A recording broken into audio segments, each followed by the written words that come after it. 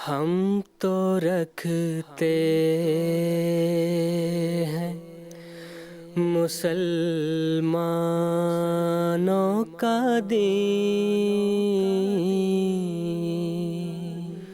دل سے ہے خدا میں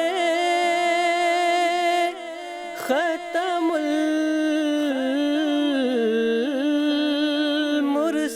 المرسلین، دل سے ہے خدا میں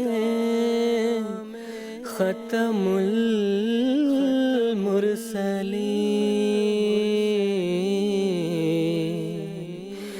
ختم المرسلین۔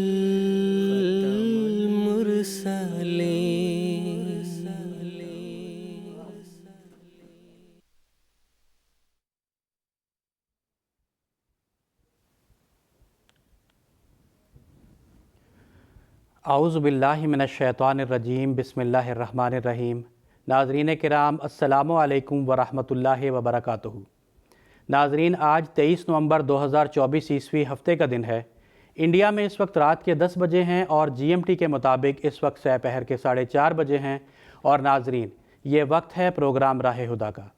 ناظرین، قادیان دارالامان سے اپنے لائیو ڈسکشن پروگرام راہ ہدیٰ کے 4 ایپیسوڈز پر مشتمل سیریز کے ساتھ ہم آپ کی خدمت میں حاضر ہیں۔ آج کا یہ ایپیسوڈ اس سیریز کا تیسرا ایپیسوڈ ہے۔ ناظرین، جیسا کہ آپ جانتے ہیں کہ پروگرام راہ ہدیٰ لائیو ہونے کے ساتھ ساتھ انٹریکٹیو پروگرام بھی ہے، یعنی ہمارے ناظرین اپنے سوالات کے ذریعہ ہمارے اس پروگرام میں شامل ہو سکتے ہیں۔ ہم سے جڑنے کے لیے ہمارے ناظرین ہمارے رابطے کی تمام تفاصیل اپنی ٹیلی ویژن سکرینز پر ملاحظہ فرما رہے ہوں گے۔ آپ ہم سے ٹیلی فونز لائنز کے ذریعہ رابطہ کر سکتے ہیں۔ اسی طرح ٹیکسٹ میسیجز، فیکس میسیجز اور ای میل کی سہولیت بھی دستیاب ہے۔ ہم اسٹوڈیو ڈسکشن کے ساتھ ساتھ اپنے ناظرین کے سوالات یہاں اسٹوڈیو میں موجود علماء کرام کے پینل میں پیش کرتے ہیں اور ہمارے علماء کرام اسی پروگرام کے ذریعہ ہمارے ناظرین کے سوالات کے جوابات دیتے ہیں۔ ناظرین، اس مکمل سیریز میں ہم بانی جماعت احمدیہ سیدنا حضرت مرزا غلام احمد صاحب قادیانی مسیح موعود و مہدی ماعود علیہ الصلاۃ والسلام کی تصنیف لطیف تحفہ گولڑویہ کے موضوع پر بات چیت کر رہے ہیں۔ آج کے ایپیسوڈ میں اس موضوع پر بات چیت کرنے کے لیے علماء کرام کا جو پینل یہاں اسٹوڈیو میں موجود ہے، میں اس کا تعارف کروا دیتا ہوں۔ محترم مولانا منیر احمد صاحب خادم اور محترم مولانا شیخ مجاہد احمد شاستری صاحب آج کے ایپیسوڈ میں خاکسار کے ساتھ شریک گفتگو ہوں گے۔ میں ہر دو حضرات کا خیر مقدم کرتا ہوں۔ ناظرین، امت محمدیہ صلی اللہ علیہ وسلم کی اصلاح کے لیے آخری زمانے میں ظاہر ہونے والے وجود جنہیں رسول اللہ صلی اللہ علیہ وسلم نے عیسیٰ ابن مریم کا نام اور امام مہدی کا لقب عطا فرمایا تھا، ان کا مقام و مرتبہ احادیث میں بھی بیان ہوا ہے۔ نبی کریم صلی اللہ علیہ وسلم نے آنے والے مسیح موعود کو حکم و عدل، الامام المہدی، خلیفۃ اللہ، نبی اللہ، رسول اللہ اور خلیفۃ الرسول کے القاب سے یاد فرمایا تھا۔ ناظرین، سیدنا حضرت مرزا غلام احمد صاحب قادیانی علیہ الصلاۃ والسلام انہی پیش خبریوں کے مطابق اللہ تعالیٰ کی طرف سے مسیح موعود اور مسیل مسیح علیہ السلام کے طور پر مبعوث ہوئے، اور آپ علیہ السلام نے اللہ تعالیٰ سے الہام پا کر یہ دعویٰ فرمایا تھا کہ میں وہ مسیح موعود اور مہدی ہوں جس کے ہاتھ پر بالآخر اسلام کو تمام ادیان پر غلبہ نصیب ہوگا۔ ناظرین، اس مختصر سی تمہید کے بعد خاکسار آج کے ایپیسوڈ کا پہلا سوال محترم مولانا منیر احمد صاحب خادم سے یہ پوچھنا چاہتا ہے کہ سیدنا حضرت اقدس مسیح موعود علیہ الصلاۃ والسلام نے دجال کی جو تفسیر بیان فرمائی ہے اس کی کچھ وضاحت بیان فرمائیں۔ بسم اللہ الرحمن الرحیم۔ دجال کی تفصیل جو سیدنا حضرت اقدس مسیح موعود علیہ الصلاۃ والسلام نے بیان فرمائی ہے، وہ کتاب تحفہ گولڑویہ سے ہی حضور کے ہی الفاظ میں پہلے بیان کرتا ہوں، اس کے بعد پھر مزید تفصیل جو ہے وہ بیان کروں گا۔ حضور فرماتے ہیں، مسیح الدجال جس کا ترجمہ خلیفہ ابلیس ہے، کیونکہ دجال ابلیس کے ناموں میں سے ایک نام ہے جو اس کا اسم اعظم ہے، جس کے معنی ہیں حق کو چھپانے والا اور جھوٹ کو رونق اور چمک دینے والا اور ہلاکت کی راہوں کو کھونے والا اور ہلاکت کی راہوں کو کھولنے والا اور زندگی کی راہوں پر پردہ ڈالنے والا، اور یہی مقصود اعظم شیطان ہے، اس لیے یہ اسم اس کا اسم اعظم ہے۔ اور اس کے مقابل پر ہے مسیح اللہ الحی القیوم، جس کا ترجمہ ہے خدائے حی و قیوم کا خلیفہ۔ اللہ حی و قیوم بالاتفاق خدا کا اسم اعظم ہے، جس کے معنی ہیں روحانی اور جسمانی طور پر زندہ کرنے والا اور ہر دو قسم کی زندگی کا دائمی سہارا۔ اور خدا تعالیٰ نے چاہا کہ آخری زمانہ میں اس کے اسم اعظم اور شیطان کے اسم اعظم کی ایک کشتی ہو۔ تب شیطان نے، جیسا کہ اس کی عادت ہے، ایک قوم کو اپنا مظہر بنایا اور اسلام پر ایک سخت حملہ کیا، اور خدا نے اپنے اسم اعظم کا ایک شخص کو مظہر بنایا اور اس کو ایک حالت فنا عطا کر کے اپنی طرف رجوع دیا اور اس کا نام احمد رکھا۔ تحفہ گولڑویہ صفحہ 169۔ تو اب دجال جو ہے وہ شیطان کا اسم اعظم ہوا، اور اس کی جو صفات ہیں اس دور میں جو اس کی بیان کی گئی ہیں، ایک تو یہ کہا گیا کہ وہ سخت جھوٹا ہوگا، فریب کرنے والا ہوگا، اس بنا پر اس کا نام دجال رکھا۔ ساتھ ہی اس کا نام، اس کی ایک صفت یاجوج ماجوج کے طور پر بھی آتی ہے، اس کی ایک صفت فیض آوج کے طور پر بھی آتی ہے۔ یاجوج ماجوج کا مطلب یہ ہے کہ دجال ایسی قوموں سے تعلق رکھے گا کہ جو صنعت کاری کے لحاظ سے، آگ کو بھڑکانے کے لحاظ سے بہت زیادہ کام لیں گے۔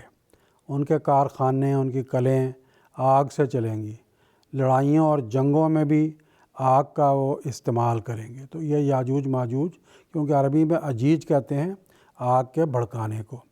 اور ایک نام ہے دجال کا، اس کی صفت یہ بیان ہوئی ہے فیض آوج، وہ ٹیڑھا گروہ ہے، اس کے کسی کام میں بھی سیدھا پن نہیں ہے، ہر لحاظ سے وہ ٹیڑھا گروہ ہوگا۔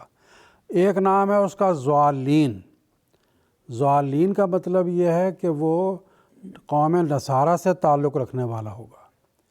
اور ایک نام ہے اس کا مغضوب، جو سورہ فاتحہ میں بیان ہوا ہے کہ وہ دجال آنے والے امام مہدی اور مسیح موعود کا انکار کر کے خدا کے غضب کا نشانہ بن جائے گا۔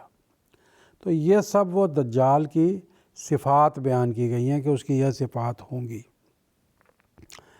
اور اب حضرت اقدس مسیح موعود علیہ الصلوۃ والسلام نے اسی کتاب میں اور بھی بعض اس کے تفاصیل بیان فرمائی ہیں۔ یہاں بیان فرمایا کہ دجال، اب دجال کے بارے میں اگر یہ غیر احمدی ملاؤں کی جو تصویریں انہوں نے کھینچی ہیں یا جو انہوں نے کہانیاں بنائی ہیں، وہ اگر آپ دیکھیں تو وہ بہت ہی عجیب و غریب اور مضحکہ قسم کی ہیں، کہ ایک شخص کو بنایا جاتا ہے جس کے دانت باہر نکلے ہوئے ہیں، جس کے سر پر سینگ ہیں، اور جو ایسا عجیب و غریب قسم کا انسانی شکل کا آدمی ہے، کہا جاتا ہے کہ یہ دجال ہے اور یہ کسی زمانے میں ظاہر ہوگا۔ حالانکہ اس بات سے اس بات کو جو دجال کی حقیقت کے حوالہ سے ہے، کوئی بھی حقیقت نہیں ہے۔ حضرت اقدس مسیح موعود علیہ الصلوۃ والسلام نے قرآن اور حدیث کی روشنی میں دجال کے متعلق یہ بات بیان فرمائی ہے کہ حضرت صلی اللہ علیہ وسلم کا ارشاد پڑھو۔ حضرت صلی اللہ علیہ وسلم فرماتے ہیں کہ اگر تم نے دجال کے بارے میں پتہ کرنا ہو کہ دجال کون ہے، تو تم قرآن مجید کی جو ابتدائی سورہ کہف کی آیات ہیں وہ پڑھو، تو تم کو پتہ لگ جائے گا کہ دجال کون ہے۔ اب جب ہم سورہ کہف کی ابتدائی آیات پڑھتے ہیں، اس میں لکھا ہوا الحمدللہ الذی انزل علی عبدہ الکتاب ولم یجعل لہ عوجا قیما لینذر باسا شدیدا من لدنہ وینذر الذین قالوا اتخذ اللہ ولدا ما لہم بہ من علم ولا لآبائہم کبرت کلمۃ تخرج من افواہہم ان یقولون الا کذبا۔ فرماتا ہے تمام تعریف اس اللہ کی ہے جس نے اتارا اپنے بندے پر کتاب کو اور نہیں بنایا اس میں کسی قسم کا ٹیڑھا پن، اور مضبوطی سے وہ قائم ہے۔ کیوں اس نے اللہ نے بھیجا اپنے اس بندے کو؟ تاکہ ڈرائے سخت عذاب سے خدا کے، اور تاکہ ڈرائے ان لوگوں کو انذار کرے جنہوں نے کہا کہ اللہ نے بیٹا بنا لیا ہے۔ اب کن لوگوں نے کہا اللہ نے بیٹا بنا لیا؟ یعنی نصارہ نے، عیسائیوں نے۔ اللہ فرماتا ہے ما لہم بہی من علم، ان کو کوئی علم نہیں اس بات کا، صرف ان کی منہ کی باتیں ہیں، علمی بات نہیں ہے، نہ ان کو نہ ان کے باپ دادوں کو۔ آگے فرماتا ہے کبرت کلمۃ تخرج من افواہہم، یہ بہت بڑی اللہ کے نزدیک ناراضگی کی بات ہے جو ان کے منہوں سے نکلتی ہے۔ تو وہ تو صرف جھوٹ بول رہے ہیں، یقولون الا کاذبا۔ تو حضرت صلی اللہ علیہ وسلم نے فرمایا کہ اگر دجال کو تلاش کرنا ہو تو اسے سورہ کہف کی ابتدائی آیتیں پڑھو۔ من ادرکہ منکم، جو شخص تم میں سے اس کو پانا چاہتا ہے، اس کو تلاش کرنا چاہتا ہے، فلیقرأ علیہ فواتحہ سورۃ الکہف، تو سورۃ الکہف کی ابتدائی آیتیں پڑھے۔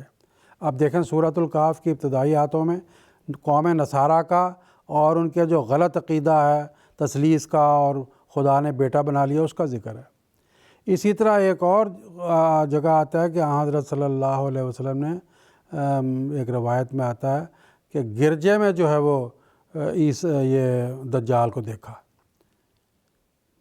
دجال کو بعض صحابہ نے جو ہے گرجے میں بندھا ہوا دیکھا۔ تو اس کا مطلب کیا ہوا؟ صاف واضح ہوا کہ مذہبی اعتبار سے وہ قوم نصارہ ہے جو دجال کا روپ دھارے ہوئے ہے۔ اور یہ جو لوگوں میں خیال ہے کہ وہ ایک شخص ہوگا قوی ہیکل اور اس کے دانت نکلے ہوئے اور کان بڑے سے اور جو ہے وہ اس کے سینگ نکلے ہوئے، یہ سب جھوٹ بات ہے اور غلط بات ہے۔ ایک اور حدیث رسول پاک صلی اللہ علیہ وسلم کی ہے جو یہ بتاتی ہے کہ دجال ایک قوم ہوگی۔ چنانچہ وہ حدیث یہ ہے، فرماتے ہیں یخرج فی آخر الزمان دجال، آخری زمانے میں دجال نکلے گا۔ وہ دجال کیا کریں گے؟ یختلون دنیا بالدین، دنیا کو دین کے ساتھ ملائیں گے۔ تو یہ جمع کے صیغے آ رہے ہیں دجال کے لیے، یختلون۔ آگے آیا کہ یلبسون للناس جلود الزان من الدین، دین کے حوالے سے وہ بھیڑوں کا لباس پہن کر لوگوں کے سامنے آئیں گے۔ اور کیا لکھا ہے آگے آتا ہے السنتہم احلی من العسل، ان کی زبانیں شہد سے زیادہ شیریں ہوں گی۔ اب ان کے لیے سب کے لیے جمع کا صیغہ استعمال کیا گیا، تو کیا اس سے ثابت ہوا کہ دجال ایک قوم ہے، اور قوم کون سی ہے؟ سورہ کہف میں بتا دیا کہ وہ نصارہ کی قوم ہے۔ اب یہ بڑی لمبی تفصیل ہے کہ دجال جو ہے یہ جب ظاہر ہوگا عیسیٰ ابن مریم یا مسیح موعود، اس کا مقابلہ صدیاں کریں گے۔ یہ نہیں کہ وہ آئیں گے تو جیسے کہتے ہیں نا پھونک مار کے دجال کو ختم کر دیں گے، ایسا نہیں ہے۔ ایک حدیث میں آتا قرون الضلالہ، گمراہی کی صدیاں ہوں گی وہ، اور اس میں عیسیٰ ابن مریم مسیح موعود دجال کا مقابلہ کرتے چلے جائیں گے۔ اور وہ مقابلہ ہوگا کیسے؟ یہ بھی حضرت صلی اللہ علیہ وسلم نے فرمایا حدیث میں آتا ہے کہ اللہ تعالیٰ فرمائے گا آنے والے مسیح موعود کو کہ میرے بندوں کو طور کی طرف لے جاؤ، یعنی وحی الہی کی اوٹ میں لے جاؤ۔ آگے ایک جگہ آتا ہے کہ عیسیٰ مسیح موعود دعا کریں گے خدا کے حضور میں، تو یہ مقابلہ ہوگا دعاؤں سے، اور یہ مقابلہ جو ہوگا دلائل سے ہوگا، دلائل کے ذریعہ سے اور دعاؤں کے ذریعہ مقابلہ ہوگا، اور ایک لمبا مقابلہ ہوگا۔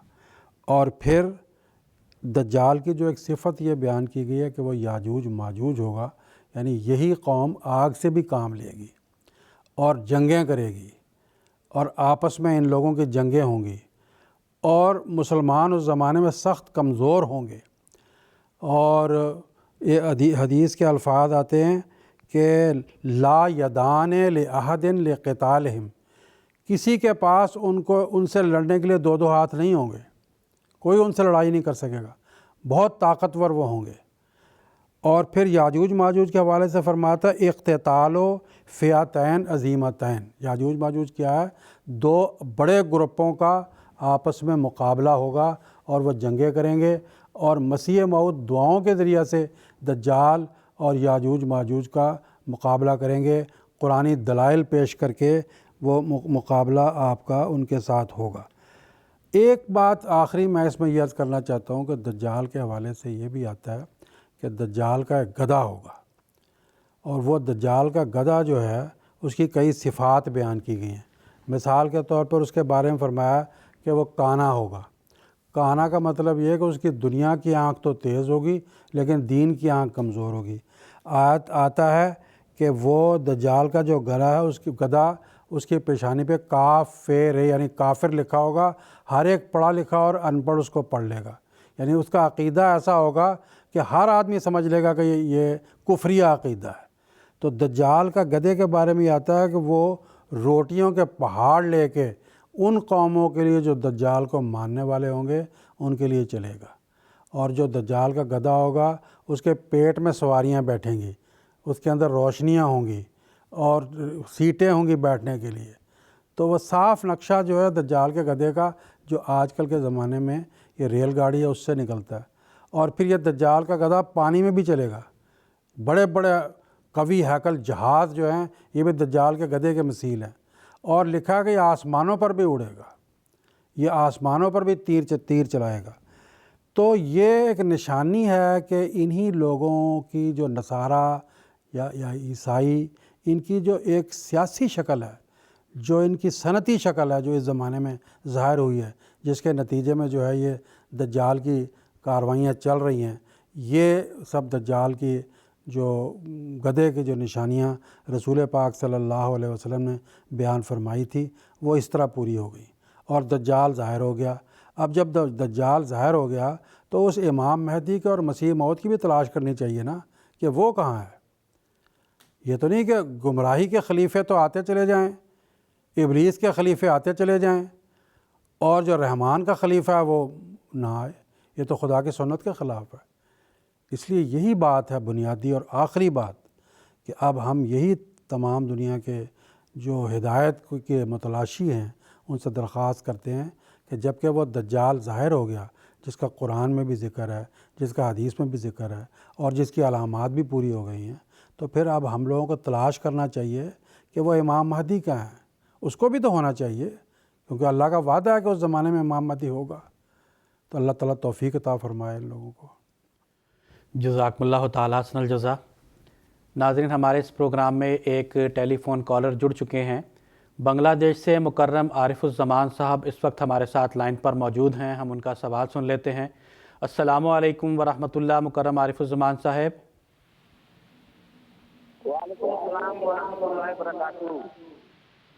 جی عارف صاحب، ہم آپ کو سن پا رہے ہیں، آپ اپنا سوال پیش کر سکتے ہیں۔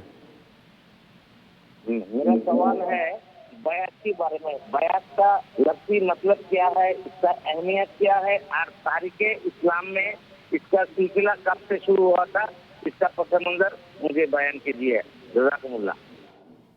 جزاکم اللہ۔ میں محترم مولانا شیخ مجاہد احمد شاستری صاحب سے درخواست کرتا ہوں کہ اس سوال کا جواب دیں۔ جزاکم اللہ حسن الجزا۔ عارف صاحب، بیعت کا لفظی معنی کیا ہے، اس کا پس منظر کیا ہے، اور تاریخ اسلام کے حوالے سے اس کی کیا اہمیت ہے، اس حوالے سے یہ سوال ہوا ہے۔ بیعت دراصل عربی زبان کا لفظ ہے جو بیعن سے نکلا ہے، یعنی بیچ دینا، اور اصطلاح میں اس کے معنی یہ ہوتے ہیں کہ کسی شخص کو اپنے آپ کو کلیتاً کسی شخص کے ہاتھ میں بیچ دینا۔ اب اس شخص کی اپنی کوئی خواہش نہیں رہی، بلکہ جس کے ہاتھ میں اس نے اپنے آپ کو فروخت کر دیا، اس کے ہدایت کے مطابق اور اس کی پیروی اور احکامات کے مطابق وہ دینی دنیاوی ترقیات میں چلتا ہے۔ بیعت کے سلسلہ اور سنت حضرت صلی اللہ علیہ وسلم کی زندگی سے ثابت ہے۔ آپ صلی اللہ علیہ وسلم نے مکہ میں جب 40 سال کی عمر میں اللہ تعالیٰ کے حکم سے دعویٰ نبوت فرمایا تو مسلسل 13 سال آپ نے وہاں تبلیغ کی۔ قریش مکہ کی بدبختی تھی کہ اکثریت نے انکار کیا۔ حضرت صلی اللہ علیہ وسلم کا یہ طریقہ مبارک تھا کہ آپ حج کے مبارک ایام میں جو مختلف قافلے آتے، الگ الگ قبیلوں سے وہ تشریف لاتے، ان کے پاس تبلیغ کے لیے جاتے اور انہیں تبلیغ کرتے۔ مدینہ کے 2 قافلے اوس اور خزرج کے کچھ لوگ ایک سال میں، جو تاریخ میں درج آتا ہے کہ 11 نبوی کا یہ واقعہ تھا، اس وقت وہاں تشریف لائے حج کے لیے۔ آن حضرت صلی اللہ علیہ وسلم نے آپ کے پاس جا کر تبلیغ کی۔ اس موقع پر ان لوگوں میں سے 6 آدمیوں نے آن حضرت صلی اللہ علیہ وسلم کے ہاتھ پر بیعت کی۔ یہ بیعت عقبہ اولیٰ کہلاتی ہے۔ پھر آن حضرت صلی اللہ علیہ وسلم کی زندگی کا مزید جب ہم مطالعہ کرتے ہیں تو دیکھتے ہیں کہ پھر 2 سال بعد بھی انہی اوس اور خزرج کے لوگوں میں سے 70 سے زائد لوگوں نے بیعت عقبہ ثانیہ میں اس مدینہ مکہ کی گھاٹی میں بیعت کی۔ پھر اس سے بھی بڑھ کے آن حضرت صلی اللہ علیہ وسلم کی زندگی میں ہمیں بیعت رضوان نظر آتی ہے، جو صلح حدیبیہ کے موقع پر 6 ہجری کے موقع پر آن حضرت صلی اللہ علیہ وسلم نے کی، اور جس کا سیدنا حضرت امیر المومنین اید اللہ تعالیٰ بن عزیز نے گزشتہ خطبات میں بھی ذکر فرمایا، اور اس کی تفصیل وہاں موجود ہے کہ کس طرح حضرت عثمان رضی اللہ تعالیٰ عنہ کو بھیجا گیا، اور جب یہ خبر مشہور ہو گئی کہ قریش نے آپ کو قید کر لیا ہے اور نعوذ باللہ قتل کر دیا ہے، تو آن حضرت صلی اللہ علیہ وسلم نے ایک درخت کے نیچے بیعت لی اور اپنے ایک ہاتھ کو حضرت عثمان کا ہاتھ قرار دیا اور کہا کہ یہ میں ان کی طرف سے بیعت لیتا ہوں۔ اور قرآن مجید میں خاص طور پر اس بیعت کا ذکر کیا گیا ہے، اور اس کے لیے ایک خاص صورت سورہ الفتح آیت 19 کے اندر اس کا ذکر کیا ہے۔ چنانچہ اللہ تعالیٰ نے بیان فرمایا لَقَدْ رَضِيَ اللَّهُ عَنِ الْمُؤْمِنِينَ اِذْ يُبَايِعُونَكَ تَحْتَ الشَّجَرَةِ، کہ اللہ تعالیٰ راضی ہو گیا ان لوگوں سے جنہوں نے بیعت کی تھی۔ پھر اس سے بھی بڑھ کے جب ہم دیکھتے ہیں کہ آن حضرت صلی اللہ علیہ وسلم نے آنے والے موعود مسیح اور مہدی کی بیعت کے بارے میں بھی خاص طور پر تاکید فرمائی ہے، اور وہاں ابو داؤد کی یہ حدیث ہے باب خروج مہدی کے اندر کہ حضرت صلی اللہ علیہ وسلم کا ارشاد مبارک ہے ہر ایک امتی کے لیے کہ فائزہ رائے تموہ ہو فبایعوہ ہو ولو حبًا علی الثلج، کہ اے مسلمانوں کہ جب تم اس امام مہدی کو دیکھو، اس کو پاؤ، تو تم اس کی بیعت کرو، اگرچہ کہ تمہیں برف کے پہاڑوں کے اوپر سے گھٹنوں کے بل پہ جانا پڑے۔ کیوں؟ فَإِنَّهُ خلیفۃ المہدی، کہ وہ خدا کی طرف سے مہدی ہوگا۔ پھر ہم دیکھتے ہیں کہ اسی حکم کے تابع میں بانی جماعت احمدیہ سیدنا حضرت اقدس مسیح موعود علیہ السلام نے 12 جنوری 1889 کو 1889 میں ایک اشتہار شائع فرمایا، جس میں آپ نے جماعت احمدیہ میں شامل ہونے کے لیے 10 شرائط بیعت کا اشتہار یہ شائع کیا، اور اس کی تکمیل آپ نے 23 مارچ 1899 کو لدھیانہ میں کی، اور اس بیعت کے ذریعہ خدا تعالیٰ کے جو فوائد اور نزول اور جو برکات کا ظہور ہوتا ہے، اس کی اگر میں مثال پیش کرنا چاہوں تو تاریخ احمدیت میں درج ہے کہ حضرت خلیفۃ المسیح اول حضرت مولانا حکیم نور الدین صاحب رضی اللہ تعالیٰ عنہ نے یہ بیان کیا، آپ نے سب سے پہلے بیعت کی تھی کہ حضور نے یعنی حضرت مسیح موعود علیہ السلام نے دیگر لوگوں کی تو ہاتھ پہ ہاتھ رکھ کر بیعت کی تھی، لیکن میری جو بیعت ہے وہ حضور نے میری کلائی پکڑ کر بیعت لی تھی۔ پھر اسی طرح تاریخ احمدیت میں ہی یہ واقعہ درج ہے کہ حضرت عبداللہ صاحب سنوری رضی اللہ تعالیٰ عنہ بیان کرتے ہیں کہ جب یہ پہلی بیعت ہوئی لدھیانہ میں، تو اس وقت ایک شخص نے آ کر حضرت مسیح موعود علیہ السلام سے دریافت کیا کہ اس بیعت کا کیا فائدہ ہے، کیا میں حضرت صلی اللہ علیہ وسلم کے دیدار کر سکتا ہوں؟ اس پر حضرت مسیح موعود علیہ السلام نے فرمایا کہ ہاں، جس پر اللہ تعالیٰ کا فضل ہو وہ حضرت صلی اللہ علیہ وسلم کے دیدار کر سکتا ہے۔ اور عبداللہ صاحب سنوری رضی اللہ تعالیٰ عنہ بیان کرتے ہیں کہ اور یہ کہتے ہیں حضور نے میری طرف دیکھا، اور اس رات بفضل ہی تعالیٰ اللہ میں مجھے حضرت صلی اللہ علیہ وسلم کا دیدار نصیب ہوا۔ تو بیعت اسلام کا ایک حصہ ہے، حضرت صلی اللہ علیہ وسلم کی سنت سے ثابت ہے۔ قرآن مجید میں بیعت رضوان کے حوالے سے خاص طور پہ صورت ہے، اور مسلمانوں کے لیے خاص طور پر تاکید ہے کہ وہ آنے والے امام مہدی کی بیعت کریں۔ اس امام مہدی نے 23 مارچ 1899 کو بیعت کا سلسلہ شروع کر دیا ہے، جس کے نتیجے میں آج 200 سے زائد ممالک میں الحمدللہ احمدیہ مسلم جماعت قائم ہے۔ جزاکم اللہ۔ جزاکم اللہ تعالیٰ حسن الجزا۔ ناظرین، ایک اور ٹیلی فون کالر ہمارے اس پروگرام میں شامل ہو چکے ہیں۔ جرمنی سے محترمہ خالدہ رانا صاحبہ اس وقت ٹیلی فون لائن پر موجود ہیں، ہم ان کا بھی سوال سن لیتے ہیں۔ السلام علیکم ورحمۃ اللہ، محترمہ خالدہ رانا صاحبہ۔ جی وعلیکم السلام ورحمۃ اللہ۔ پیارے سب بہنوں کو، سب کو میری بہت سلام، اور پیارے آقا کے لیے دعا، اور پاکستان کے لیے بہت دعا۔ میں نے صورت جو ہے اکثر بہت سارے لوگ جو ہے نا، میں ہوں تو وہ جو مجھے ہر وقت کہتے تھے قرآن سے ثابت کرو کہ حضرت عیسیٰ جو ہیں کہ وہ نا زندہ نہیں ہے، وہ کیسے وہ فوت نہیں ہو چکے. تو میں نے پھر کل پرسوں سورہ مریم لگائی، مجھے ایک آیت آ گئی، مل گئی وہ والی آیت کہ جیسے کہ وہ حضرت مریم اٹھا کے لے کے آئی اپنے قبیلے کی طرف بچے کو، تو وہ لوگ کہنے لگے کہ جو لفظ ہیں وہ اس کو بات لمبی نہیں کرتی. تو پھر وہ بچہ بول پڑا کہ میں اللہ کا نبی ہوں اور مجھے اللہ تعالیٰ نے سلامتی ہے اس دن پہ جس دن میں پیدا ہوا ہوں، سلامتی ہے اس دن پہ جس دن میں فوت ہوں گا اور پھر میں اٹھایا جاؤں گا. تو پھر یہ آئے کہ جب میں نے ان کے پاس ان کو پیش کی، سب کو ریکارڈنگ کی، میں نے بڑی محنت کی. ان کے آگے پھر ان کی وہی ہے کہ کیا کہ کب ان کا چٹا ہے، وہ کہتے ہیں کہ حدیث لگانے لگے کہ حدیث کے بغیر نہیں سمجھ سکتے. اور پھر کہتے ہیں کہ نماز کا بتائیں کہ کہاں اکٹھا لکھا ہوا ہے نماز کا. میں نے کہا یہ آپ جو باتیں کر رہے ہیں غلط کر رہے ہیں، کلمہ بھی نہیں پتا کہیں لکھا ہوا. ایسے تو پھر ہر چیز پہ کریں. حضرت عیسیٰ کے دور میں بھی نماز کا ذکر ہے، زکوٰۃ کا ذکر ہے، وہ کہاں کر رہے ہیں؟ اس پہ تھوڑی روشنی ڈال دیں. دجال کا کام بھی بہت اچھا کر دیا. جزاک اللہ. ہمیں آپ کا سوال مل چکا ہے. ان کا سوال ہے کہ جب حضرت مریم علیہ السلام حضرت عیسیٰ علیہ السلام کی پیدائش کے بعد ان کو قبیلے میں لے کے آئیں تو وہ اس وقت انہوں نے جو ہے بات چیت شروع کر دی تھی، تو اس تعلق سے وہ سوال کرنا چاہ رہی ہیں کہ یہ کیا ہوا تھا، یہ واقعہ کیا ہے. تو میں محترم مولانا منیر احمد خادم صاحب سے درخواست کرتا ہوں کہ مختصر اس سوال کا جواب. حضرت عیسیٰ علیہ السلام کی والدہ حضرت مریم علیہ السلام، جن کو اللہ تعالیٰ نے اپنے نشان کے طور پر بیٹا عطا فرمایا تھا، بن باپ خدا کا نشان تھا وہ، تو جو اس وقت جو قوم کے بڑے بڑے لوگ تھے وہ ان کی ماں کو تانے کسنے لگے کہ یہ تم نے کیا برا کام کر دیا کہ اولاد پیدا کی تو باپ تو کوئی ہے نہیں. تو ان کی والدہ نے اس وقت جو ہے ان کی طرف اشارہ کیا کہ دیکھو کہ یہ جو بچہ ہے تم اسی سے پوچھو.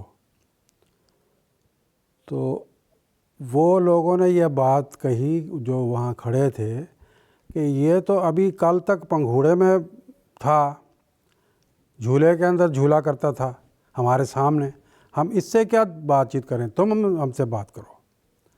تو اس سے مراد یہ نہیں ہے کہ وہ اسی وقت جس وقت وہ پنگھوڑے میں تھے اور پنگھوڑے میں ہی ان سے بات کی اور انہوں نے بات کا جواب دے دیا، بلکہ یہ ہے کہ وہ ان کو ایک چھوٹا بچہ اپنے مقابل پر سمجھتے تھے.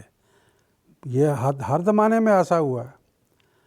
حضرت مسلم موعود رضی اللہ تعالیٰ عنہ کے زمانے میں جب ان کے مخالف ہو گئے ہیں بعض جماعت کے علماء، تو یہی کہتے تھے تو کل کا بچہ ہے، ہمارے سامنے کھیلتا تھا، ہم کیسے اس کی بیعت کر سکتے ہیں. ہر زمانے میں ایسا ہوتا رہا. حضرت عیسیٰ علیہ السلام کے بارے میں بھی جو وہاں کے بزرگ تھے وہ یہ کہتے تھے کیفا نکلم من کان فی المہد صبیہ، ہم اس سے کیسے بات کریں جو کل کا بچہ ہمارے سامنے جھولے میں کھیلتا تھا. تو گویا کہ ان کو چھوٹی عمر کا قرار دے کے ان سے بات نہیں کرنا چاہتے تھے. تو ان کی والدہ نے کہا کہ ایسا نہیں، تم بات تو کر کے دیکھو، اس کے دلائل تو سنو. تو مقصد یہ ہے کہ اس سے یہ مراد نہیں ہے کہ بالکل 2 سال یا کی عمر میں یا 3 سال. حضرت عیسیٰ علیہ السلام جب شعور کی عمر کو پہنچ گئے تو اس وقت جب وہ آئے ہیں تو وہ ان کی والدہ سے بات کرنے لگے. تو والدہ نے کہا کہ نہیں ان سے بات کرو. انہوں نے کہا ہم ان سے کیا بات کریں، یہ تو کل تک ہمارے سامنے ایک جھولے میں تھا. تو مطلب یہ ہے کہ اس کو چھوٹا سمجھتے تھے، حقیر سمجھتے تھے، بات کرنا نہیں چاہتے تھے. تو انہوں نے کہا بات کرو. تو اس پر حضرت عیسیٰ علیہ السلام نے اس وقت جب کہ عمر ان کی شعور کو پہنچ چکی تھی، انہوں نے ان کا خود ہی جواب دینا شروع کر دیا. انہوں نے کہا کہ میں اللہ کا بندہ ہوں، اس نے مجھے کتاب بخشی ہے.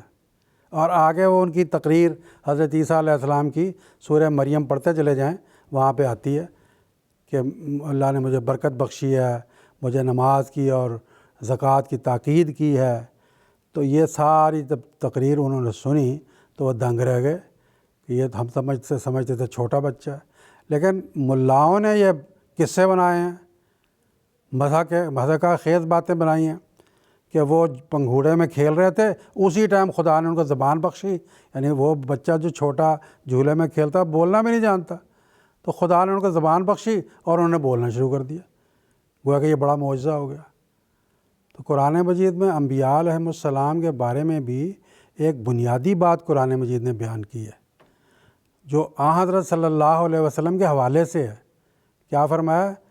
انما انا بشر مثلکم، میں تمہارے جیسا ایک انسان ہوں، بشر ہوں۔ اب ہماری طرح ہی جب بشر ہیں تو کھانے میں، پینے میں، بولنے میں، سوچنے میں، زندگی گزارنے میں ایک نمونہ تو ہوتے ہیں وہ، لیکن انسانوں کے جو بھی احکامات ہیں، جو بھی کام ہیں، وہ ان سے صادر ہوتے ہیں، بے شک سب سے افضل رنگ میں صادر ہوتے ہیں۔ تو خلاصہ اس بات کا یہی ہے کہ وہ یہ نہیں کہ بالکل 2 سال کی عمر میں ہی انہوں نے بولنا شروع کر دیا، بلکہ وہ انہوں نے کہا کہ جب ان کی والدہ نے کہا کہ تم ان سے بات کرو، سورہ مریم میں لکھا، تو انہوں نے کہا کہ قالوا کیف نکلم من کان فی المہد صبیا، ہم اس سے کیسے بات کریں جو کل تک جھولے میں کھیلتا تھا۔ تو انہوں نے اس وقت حضرت عیسیٰ علیہ السلام نے بات بھی کی، اور یہ ایک حقیقت ہے کہ خدا کے انبیاء علیہ السلام بڑے جینیس ہوتے ہیں، بڑی فراست اللہ نے ان کو عطا کر کے بھیجا ہوا ہوتا ہے۔ ایسے ہی خدا ان کو چن نہیں لیتا، وہ تو پہلے سے شعلہ لپکنے کے لیے تیار ہوتا ہے۔ تو ہر نبی کی یہ بات ہے، صرف عیسیٰ علیہ السلام کی بات نہیں ہے۔ حضرت صلی اللہ علیہ وسلم کی تو سب سے بڑھ کر یہ بات تھی کہ آپ کس طریقے سے چھوٹی عمر میں ہی جو ہے وہ اس زمانے کے جو سردار تھے، جو 80 سال کے، 70 سال کے جو آتے تھے آپ سے مقابلے کرنے کے لیے، کیسے کیسے باتیں علمی روحانی کر کے ان کا منہ بند کر دیتے تھے، یہاں تک کہ وہ بعض بڑے اثر میں آ جاتے تھے۔ حضرت عبد المطلب جو آپ کے چچا تھے، انہوں نے کہا کہ ابو طالب نے بھی جب یہ ان کی تقریریں سنتے تھے تو بڑے حیران ہوتے تھے، اور آخر میں یہی کہا، جا بیٹے تو کام کرتا رہ، میں تیرے ساتھ ہوں، جہاں تک میرا بس چلتا ہے میں تیرا ساتھ دوں گا۔ وہ جو حضرت صلی اللہ علیہ وسلم نے قوم کے ان بزرگوں کے سامنے اس زمانے میں تقریر کی، حضرت مسیح موعود علیہ الصلوۃ والسلام فرماتے ہیں کشفی طور پر اللہ تعالیٰ نے مجھے وہ ساری کشف کے ذریعہ بتا دی کہ حضرت صلی اللہ علیہ وسلم نے اس وقت قوم کے سامنے کیا تقریر کی، اور وہ اضالہ اوہام میں وہ ساری تقریر لکھی ہوئی موجود ہے۔ تو خدا تعالیٰ کے جو بھی انبیاء آتے ہیں ان کا ایسا ہی ہوتا ہے کہ وہ چھوٹی عمر میں ہی، جبکہ باقی لوگ تو بڑی بڑی عمر میں جا کے باتیں کرتے ہیں، وہ چھوٹی عمر میں ہی ایسی باتیں کرتے ہیں کہ انسانی دماغ حیران ہوتا ہے، انسان دنگ ہوتا ہے کہ یہ کیسا انسان ہے، اور وہ خدا نے اس کو پیدا ہی اس لیے کیا ہوتا ہے، اسی لیے وہ انسانوں کے سامنے ایسی ہدایت کی باتیں کرتا ہے۔ جزاکم اللہ تعالیٰ احسن الجزا۔ پروگرام کو آگے بڑھاتے ہوئے خاکسار کا اگلا سوال محترم مولانا شیخ مجاہد احمد شاذلی صاحب سے یہ ہے کہ وآخرین منہم لما یلحقوا بہم، اس سے کیا مراد ہے، اس کی کچھ تفصیل بیان فرمائیں۔ جزاکم اللہ احسن الجزا۔ ناظرین، قرآن مجید میں اللہ تعالیٰ نے قرآن مجید کے جو صفاتی نام بیان فرمائے ہیں، اس میں سے ایک نام یہ ہے کہ یہ فرقان ہے، اور یہ اپنی باتوں کو کھول کر دنیا کے سامنے بیان کرتا ہے۔ چنانچہ قرآن مجید نے جو بھی باتیں دنیا کے سامنے بیان کی ہیں وہ ایک جگہ نہیں، متعدد جگہ بیان کی ہیں تاکہ بات واضح ہو جائے۔ اب اس مختصر تمہید کے بعد اصل سوال کی طرف آتا ہوں۔ جب ہم قرآن مجید کا مطالعہ کرتے ہیں تو ہم پاتے ہیں کہ حضرت صلی اللہ علیہ وسلم یہ کتاب دنیا کے سامنے لے کر آئے۔ یہ کتاب دائمی ہے، عالمگیر ہے، اور قیامت تک کے لیے ہے۔ اس لیے حضرت صلی اللہ علیہ وسلم کی اللہ تعالیٰ نے 2 بعثتوں کا قرآن مجید میں ذکر فرمایا ہے۔ ایک تو اولین کی بعثت، جب قرآن مجید کا نزول ہو رہا تھا، شریعت نازل ہو رہی تھی، لیکن چونکہ یہ شریعت اب قیامت تک کے لیے تھی، اسی لیے اللہ تعالیٰ نے اس شریعت کے میں جو بگاڑ پیدا ہوگا یا جو اس کے اندر برائیوں کا دخول ہوگا، اس کو دور کرنے کے لیے حضرت صلی اللہ علیہ وسلم کی ہی ایک بعثت دوبارہ مقرر فرمائی۔ چنانچہ دیکھیں سورہ الشعراء آیت 8 میں اللہ تعالیٰ نے بیان فرمایا وَكَذَلِكَ أَوْحَيْنَا إِلَيْكَ قُرْآنًا عَرَبِيًّا لِتُنذِرَ أُمَّ الْقُرَىٰ وَمَنْ حَوْلَهَا وَتُنذِرَ يَوْمَ الْجَمْعِ لَا رَيْبَ فِيهِ، یعنی آپ کو بیان کیا، اور مکہ اور اس کے ماحول اور موجود ساری دنیا کے لیے قرآن مجید کے ذریعے سے انذار کرنے والے آپ ہیں۔ پھر بیان کیا اور اس وقت بھی آپ ہی نذیر ہوں گے جب ساری دنیا اجتماعی رنگ اختیار کر لے گی، یعنی وَتُنذِرَ یوم الجمع لا ریب فیہ، یعنی اس زمانے میں جب دنیا اور قومیں ایک دوسرے سے مل جائیں گی اور ایک دوسرے کے ساتھ آمد و رفت کے رسائل کے ذریعے کھل جائیں گے، دنیا ایک گلوبل ولیج بن جائے گی، اس وقت بھی آپ ہی ان کے لیے نذیر ہو جائیں گے۔ اب اس بات کو دوبارہ کھول کے قرآن مجید نے سورہ الجمعہ کی آیت میں بیان فرمایا ہے کہ وہ نذیر ہوں گے تو کس رنگ میں ہوں گے، کیا کام کریں گے، اس وقت کیا حالت ہوگی۔ تو یہ جو اجمالی بات تھی ہاں سورہ شعراء میں کہ ابتدا میں آپ مکہ اور اس کے ارد گرد کے لیے آئے، اور پھر جو یوم الجمع ہے اس کی تفصیل یہاں پہ پھر بیان فرما دی۔ چنانچہ ہم دیکھتے ہیں سورہ جمعہ آیت 2 تا 5 میں اللہ تعالیٰ بیان فرماتا ہے هو الذی بعث فی الامیین رسولا منہم یتلو علیہم آیاتہ ویزکیہم ویعلمہم الکتاب والحکمہ وَإِن كَانُوا مِن قَبْلُ لَفِي ضَلَالٍ مُبِينٍ۔ اس میں حضرت صلی اللہ علیہ وسلم کی پہلی بعثت کی طرف اشارہ کیا گیا کہ بعث فی الامیین، کہ امیین میں آپ کو رسول مبعوث کیا گیا ہے، اور آپ کے کام بیان کر فرما دیے گئے یتلو علیہم آیاتہ، کہ وہ آیات کی تلاوت کرتے ہیں، وَیُزَکِّیہم، اس کے نتیجے میں تزکیہ نفس کرتے ہیں، وَیُعَلِّمُہُمُ الکتاب، اور لوگوں کو کتاب اور حکمت سکھاتے ہیں۔ اور اس سے پہلے کی لوگوں کو کیا حالت تھی؟ وَإِن كَانُوا مِن قَبْلُ لَفِي ضَلَالٍ مُبِينٍ، کہ وہ ضلالت اور گمراہی میں پڑے ہوئے تھے۔ نبی سے پہلے کی آنے کی حالت کا بتا دیا، اور پھر نبی نے آنے کے بعد کیا کام کیے اور وہ 4 کاموں کا ذکر کر دیا۔ پھر بیان فرمایا وَآخَرِينَ مِنْهُمْ لَمَّا يَلْحَقُوا بِهِمْ، کہ آپ کی ایک بعثت اور آخرین میں بھی ہوگی جب آپ دوبارہ ان لوگوں سے مل جائیں گے۔ اب قرآن مجید کا یہ اعجاز ہے کہ یہ ایک دائمی شریعت تھی، جیسا شروع سے میں نے بیان فرمایا۔ تو جب یہ آیات کا نزول ہوا تو بخاری کتاب و تفسیر میں درج ہے کہ اس وقت جو صحابہ ارد گرد بیٹھے ہوئے تھے ان میں سے ایک نے سوال کیا، قَالَ قُلْتُ مَنْ هُمْ یا رسول اللہ، کہ اے اللہ کے رسول یہ جو دوسری بعثت ہوگی آخرین میں یہ کون ہوں گے؟ اب اس کے آگے ہے فَلَمْ يُرَاجِعْهُ، حضرت صلی اللہ علیہ وسلم نے اس کا جواب نہیں دیا اس وقت، حتیٰ سالہ سلاسن، یہاں تک کہ اس شخص نے 3 بار یہاں حضرت صلی اللہ علیہ وسلم کی خدمت میں درخواست کی۔ پھر اس نے کہا فینا سلمان الفارسیو، کہ ہمارے درمیان سلمان فارسی اس وقت موجود تھے، وضع رسول اللہ صلی اللہ علیہ وسلم، رسول کریم صلی اللہ علیہ وسلم نے آپ کے کندھے پر ہاتھ رکھا اور بیان فرمایا ثم قال، پھر آپ نے فرمایا لو کان الایمان عند الثریہ لنالہ رجال اور رجل من ہؤلاء، کہ اگر ایمان ثریہ ستارے پر بھی چلا جائے تو اس وقت ان میں سے کچھ لوگ ہوں گے جو اس ایمان کو دوبارہ لے آئیں گے۔ اب قرآن مجید کی آیات اور اس کے بعد اس حدیث کو جب ہم سامنے رکھتے ہیں تو اس میں ہمیں تفصیل سے کئی ایک باتیں پتہ لگتی ہیں۔ پہلی بات یہ کہ اس میں کسی ایسے شخص کی آمد کی خبر دی گئی ہے جو حضرت صلی اللہ علیہ وسلم کا بروز ہوگا اور آپ صلی اللہ علیہ وسلم کی خوبیوں کو لے کر دوبارہ آئے گا۔ دوسری خبر یہ دی گئی ہے کہ اس کے جو ماننے والے ہوں گے منہم ہوں گے، جیسے پہلے لوگ صحابہ میں سے تھے وہ ماننے والے بھی ویسے ہی صحابہ کے رنگ میں سے ہو جائیں گے۔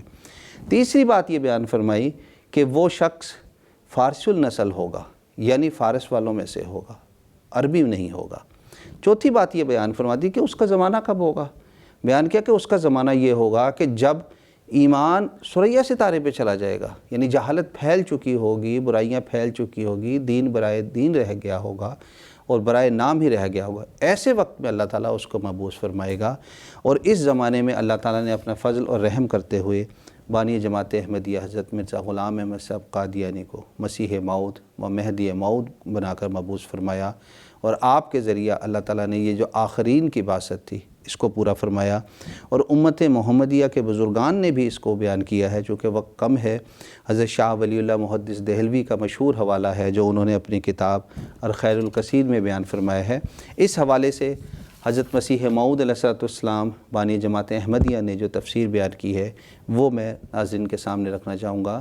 حضور بیان فرماتے ہیں وآخرین منہم لما یلحقوا بہم، اس آیت کے معنی یہ ہیں کہ کمال ضلالت کے بعد اور حکمت پانے والے اور حضرت صلی اللہ علیہ وسلم کے معجزات اور برکات کو مشاہدہ کرنے والے صرف 2 ہی گروہ ہیں، اول صحابہ آن حضرت صلی اللہ علیہ وسلم، جو آن حضرت صلی اللہ علیہ وسلم کے ظہور سے پہلے سخت تاریکی میں مبتلا تھے، پھر بعد اس کے خدا تعالیٰ کے فضل سے انہوں نے زمانہ نبوی صلی اللہ علیہ وسلم پایا اور معجزات اپنی آنکھوں سے دیکھے اور پیشگوئیوں کا مشاہدہ کیا، اور یقین نے ان میں ایک ایسی تبدیلی پیدا کی گویا صرف ایک روح رہ گئے۔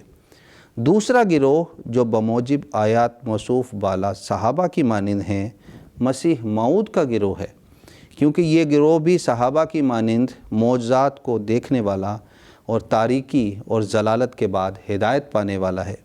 اور آیت آخرین منہم میں جو اس گروہ کو منہم کی دولت سے یعنی صحابہ سے مشابہ ہونے کی نعمت سے حصہ دیا گیا، یہ اس بات کی طرف اشارہ ہے، یعنی جیسا کہ صحابہ نے آن حضرت صلی اللہ علیہ وسلم کے معجزات دیکھے اور پیشگوئیاں مشاہدہ کی، ایسا ہی وہ بھی مشاہدہ کریں گے، اور درمیانی زمانہ کو اس نعمت سے کامل طور پر حصہ نہیں ملا۔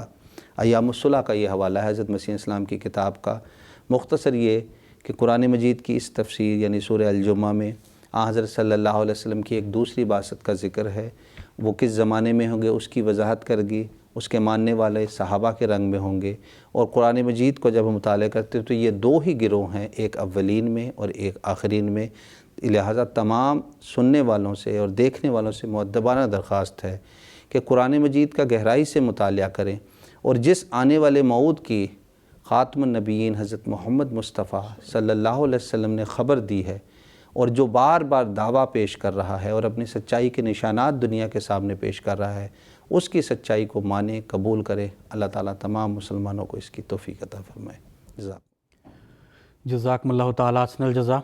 پروگرام کا اگلا سوال خاکسار محترم مولانا منیر احمد خادم صاحب سے پوچھنا چاہتا ہے کہ سیدنا حضرت اقدس مسیح موعود علیہ السلام نے سورۃ العصر سے اس آخری زمانے کے جو ہے آخر ہونے کا استنباط فرمایا ہے، تو اس کی کچھ تفصیل بیان فرمائیں۔ حضرت مسیح موعود علیہ السلام کو اللہ تعالیٰ نے کشفاً بتایا کہ یہ جو سورۃ العصر ہے، یہ اس زمانے کی متعلق جو اس کا فاصلہ ہے، اس کا ذکر اس میں کیا گیا ہے کہ یہ دور جو ہمارا حضرت آدم علیہ السلام سے شروع ہوا اور آخر تک وہ کتنا ہے۔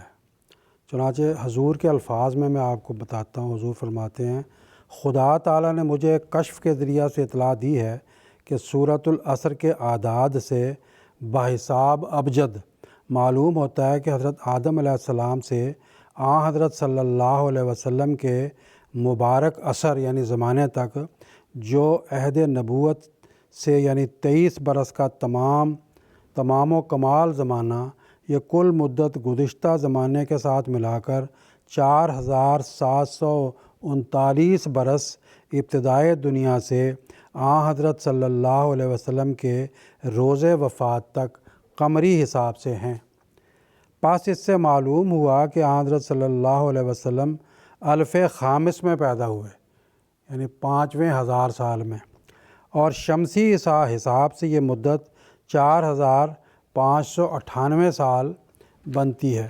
اس سے ثابت ہوا کہ قرآنی حساب سے جو سورۃ العصر کے اعداد سے معلوم ہوتا ہے، یہ قرآن شریف کے علمی معجزات میں سے ایک معجزہ ہے جس پر خاص مجھ کو، جو میں مہدی آخر الزمان ہوں، اطلاع دی گئی ہے۔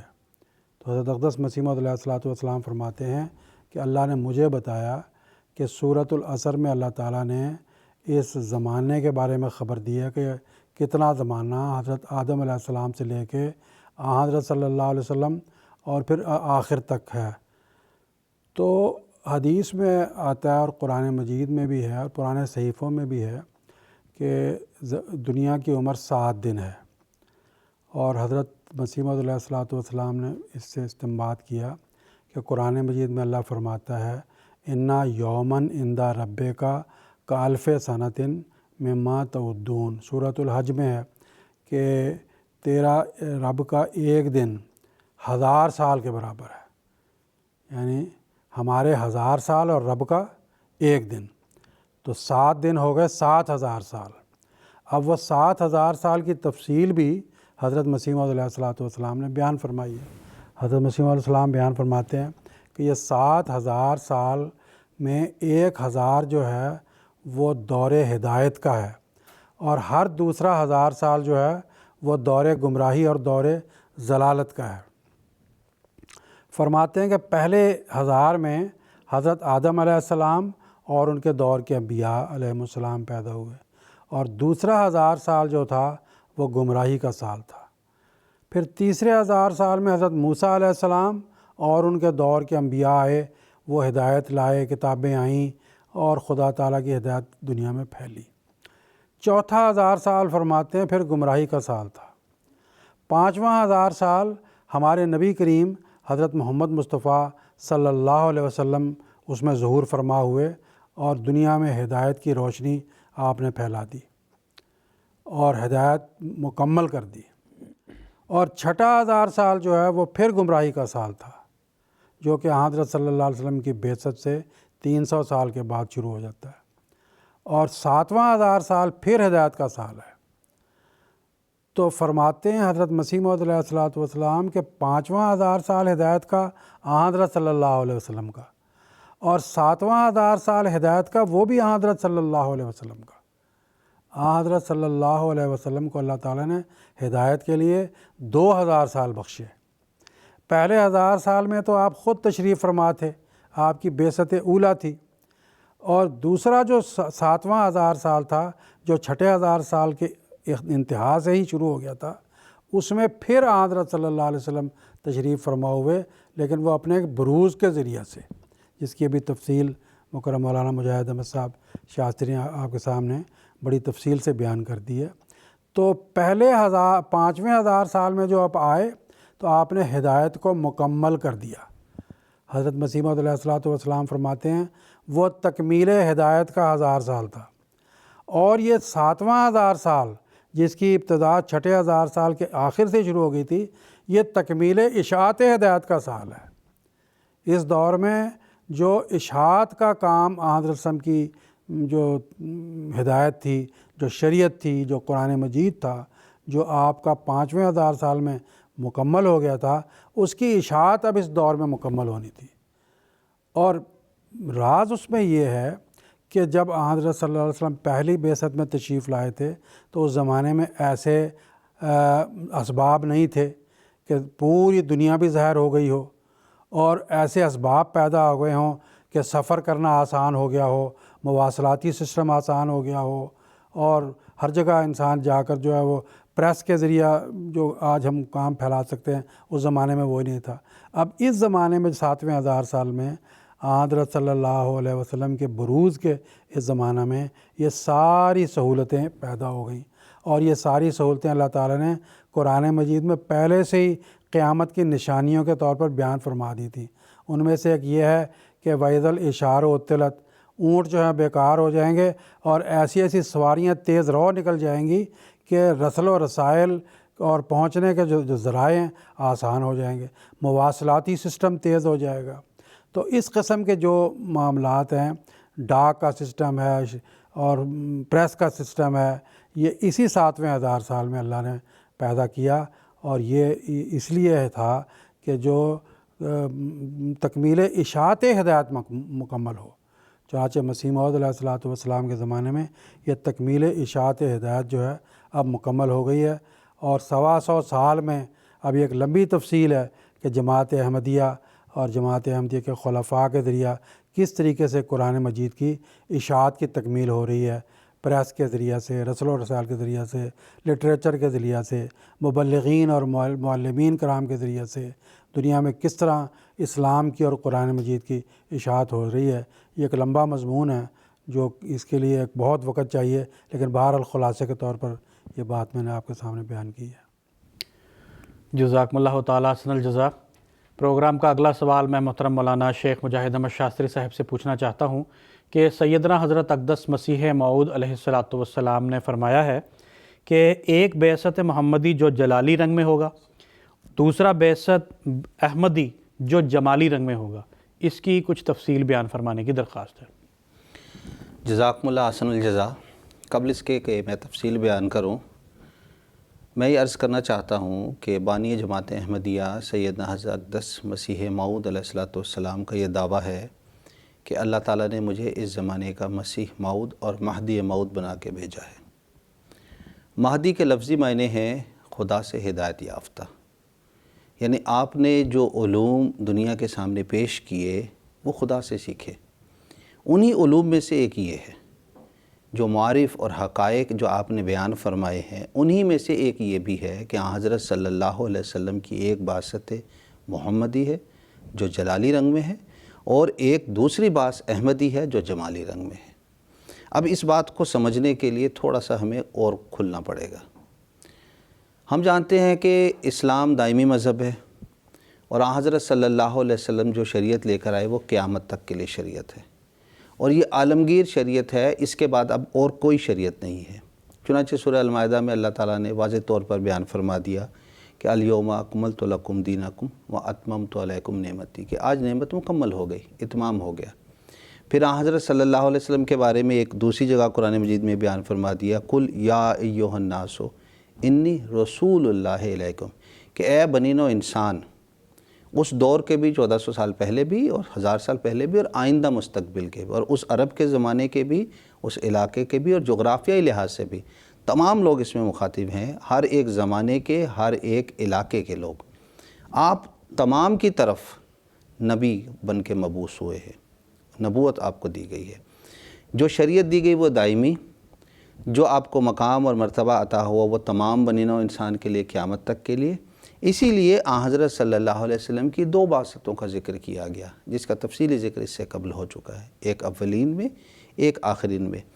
اسی مضمون کے ساتھ متصل ایک اور مضمون کو حضرت مسیح علیہ السلام نے اپنی کتاب تحفہ گولڑویہ میں بیان فرمایا کہ ایک تکمیل ہدایت کا پہلا دور تھا، جو پہلی بعثت تھی، قرآن مکمل ہدایت آ گئی۔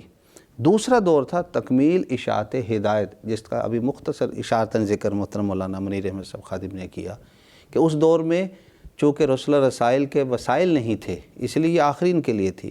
پھر ایک نئے مضمون کو حضرت مسیح موعود علیہ السلام نے بیان فرمایا کہ حضرت صلی اللہ علیہ وسلم کے 2 نام تھے، ایک نام تھا محمد صلی اللہ علیہ وسلم، اور ایک نام آپ کا دوسرا ہے احمد، یہ نام ہے جمالی نام تھا۔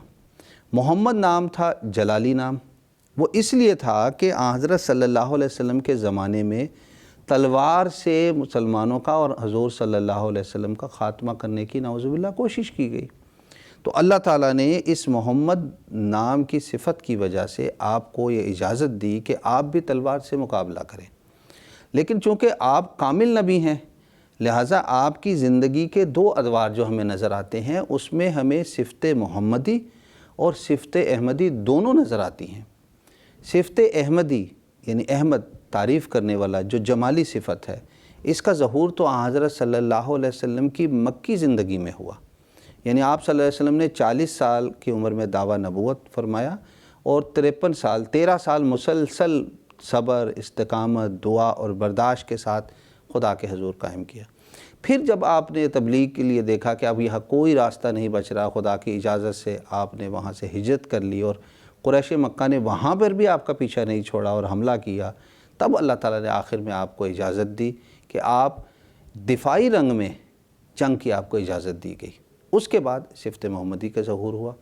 حضرت صلی اللہ علیہ وسلم کی شریعت چونکہ دائمی ہے، لہٰذا آخری زمانے کے لیے حضرت صلی اللہ علیہ وسلم کے جس دوسری بعثت کا ذکر ہے وہ دراصل صفت احمدی کے ساتھ تعلق رکھتا ہے، اور وہ جمالی رنگ میں ہوگی، اور اسی لیے آپ صلی اللہ علیہ وسلم نے آنے والے موعود امام مہدی کے بارے میں جو خبر دی، اس کے بارے میں بتایا کہ یازع الحرب، کہ اس کے ہاتھ میں اس زمانے میں جنگ جو ہے ختم ہو جائیں گی، جنگوں کے ساتھ اس زمانے میں مقابلہ نہیں ہوگا، بلکہ تزکیہ نفس کے ساتھ، قلم کے ساتھ، اپنے آپ کو خدا کے ساتھ جوڑنے کے ساتھ یہ کام ہوگا۔ حضرت مسیح موعود علیہ السلام نے اس تحفہ گولڑویہ میں بھی اس کا ذکر بیان فرمایا ہے، اور جب 1901 میں جب مردم شماری ہوئی تو اس وقت حضرت مسیح موعود علیہ السلام نے تفصیل سے بیان فرمایا کہ آپ نے اپنی اس جماعت کا نام احمدیہ مسلم جماعت رکھا، تو یہ جو احمدیہ لفظ ہے یہ دراصل اسی صفت احمد سے لیا گیا ہے۔ حضرت مسیح موعود علیہ السلام نے اس وقت جو بیان فرمایا کہ میں نے اس کا نام کیوں رکھا ہے، وہاں آپ نے تفصیل سے صفت محمد اور صفت احمد کو بیان کیا ہے۔ اس میں سے ایک حوالہ میں ناظرین کے سامنے رکھوں گا تاکہ یہ عبارت کھل کے سمجھ آ جائے۔